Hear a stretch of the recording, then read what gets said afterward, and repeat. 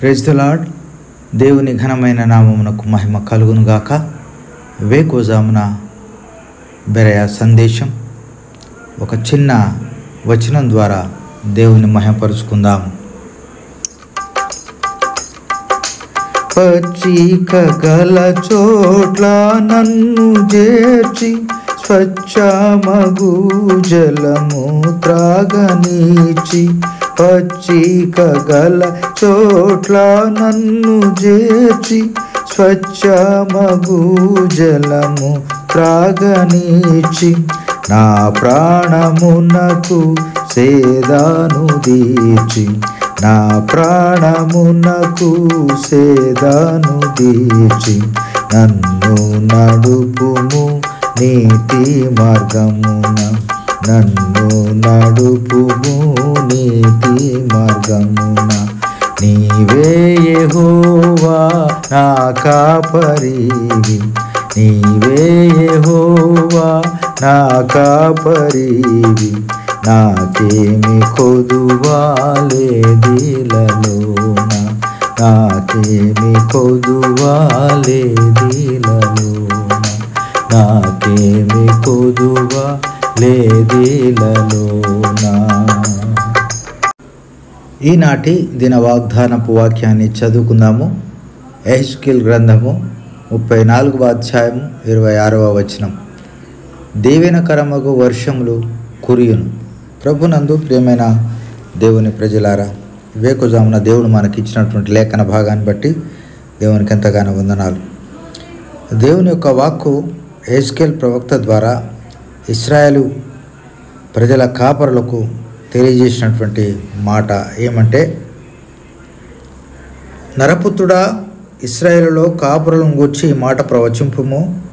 ఆ కాపరులతో ఇట్లనుము, ప్రభువుకు యెహోవా సెలవిచ్చినదేమనగా, తమ కడుపు నింపుకొను ఇశ్రాయేలు కాపరులకు శ్రమ, కాపరులు గొర్రెలను మేపవలను గదా.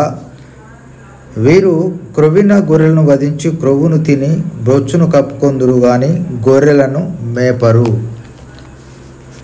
ప్రియమైనటువంటి దేవుని ప్రజలారా, ఆనాడు ఇశ్రాయేల్ ప్రజల యొక్క పరిస్థితిని దేవుడు గమనించి యెహెజ్కేలు ప్రవక్త ద్వారా కాపరులను సెట్ చేయడానికి, వారిని సవరించడానికి చేసినటువంటి ఈ ప్రవచన వాక్యం.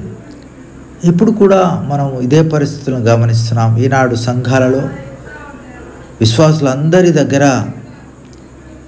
మరి కాపరులు వారి లాభం కొరకు వాడుకుంటున్నారు, కానీ ఆత్మీయంగా వారి క్షేమం కొరకు, వారిని దేవుని అందలి బలపరచడం కొరకు వారు ఏం ప్రయత్నం చేస్తున్నట్లుగా మనం గమనిస్తలేం.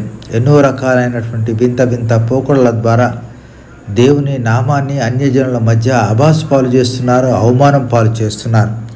వారు చేయవలసింది మరి ప్రజలను అనగా విశ్వాసులను, దేవుడైతే విశ్వాసులను ఆయన ప్రజలను గొర్రెలతో పోల్చాడు. ఆ గొర్రెలకు మంచి ఆహారం అందించాలి, వారిని ఆత్మీయంగా పరిపుష్టి చేయాలి, మూల వాక్యాలని లోతైన మర్మాలని విశదీకరించి వాళ్ళని బలోపేతం చేసి శత్రువుతో పోరాడి చేసేటువంటి యోధులుగా వారిని తీర్చిదిద్దాలి. అలా చేయకుండా వారి కొరకే ఆలోచన చేస్తూ సంఘంలో వేవేల మందిని సమకూర్చుకుంటూ వారిని గాలికి వదిలేస్తున్నటువంటి సంఘ కాపరులు ఎంతోమంది ఈనాడు ఉన్నాడు. 15వ వచనంలో అంటాడు దేవుడు, నేనే నా గొర్రెలను మేపి పరుండబెట్టుదును, ఇదే ప్రభువుకు యెహోవా వాక్కు.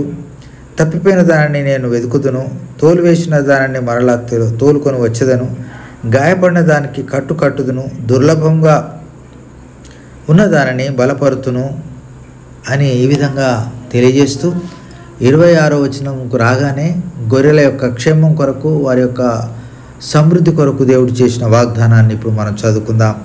వారిని నా పర్వతము చుట్టుపట్ల స్థలములను దీవెనకరంగా చేదును, ఋతువుల ప్రకారము వర్షం కురిపించెదను, దీవెనకరమగు వర్షములు కురియును అంటాడు. అంటే దేవుని యొక్క దీవెనల యొక్క ఆ విషయాన్ని ఇక్కడ దేవుడు తెలియజేస్తున్నాడు. ప్రియమైన దేవుని ప్రజలారా, దేవుని దీవెనలు మనకు వాక్యంలో దొరుకుతాయి. సంఘంలో వాక్యాన్ని బోధించేటువంటి కాపరులున్న సంఘాలకి మనం వెళ్ళాలి, ఆత్మీయంగా మనం బలపడాలి, వాక్యమునే మనము భోజనంగా భుజించాలి. వాక్యమే మనకు జీవము. వాక్యమైన దేవుని ముఖదర్శనం ప్రతి నిత్యము ప్రతి ఉదయకాలము వేకుజామున చేయాలి.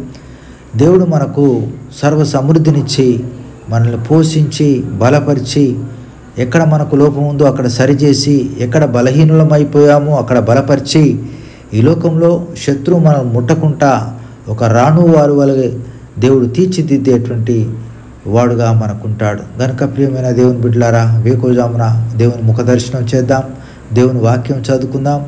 దేవుని వాక్యం ద్వారా మనం ఈ లోకంలో నడిపించబడి దేవుని కొరకు జీవించి నిత్యత్వంలో ఆయనతో యుగయుగాలు ఉండడానికి మార్గాన్ని మనం సుగమం చేసుకుందాం. అట్టి కృప దేవుడు మనకు దయచేయునుగాక. ఆయనే మన కాపరి, మనం ఆయన గొర్రెలము. దేవుడు ఈ మాటలు దీవించి ఆశీర్వదించునుగాక. ఆమేన్. ప్రార్థన. ప్రేమ కలిగిన మా ప్రియ పరలోకపు తండ్రి, వేకువజామున మీరు ఇచ్చిన వాక్యాన్ని బట్టి, మీ బలపరిచిన విధానాన్ని బట్టి వందనాలు చెల్లిస్తూ యేసయ్య అతి శ్రేష్టమైన నామమున స్తుతించి ప్రార్థించి అడిగి వేడుకొనుచున్నాం తండ్రి. ఆమేన్.